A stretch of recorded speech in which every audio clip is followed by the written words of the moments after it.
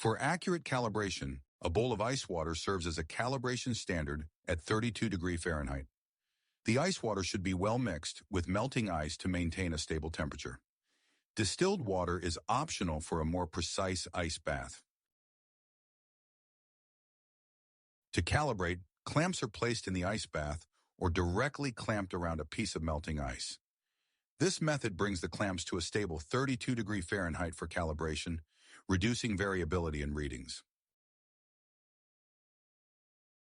To calibrate, we use a known reference point, such as the temperature of melting ice at 32°F, 0°C. This provides a stable baseline for adjustment.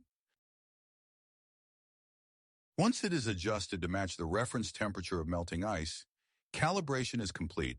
This ensures accurate and reliable measurements in HVAC applications.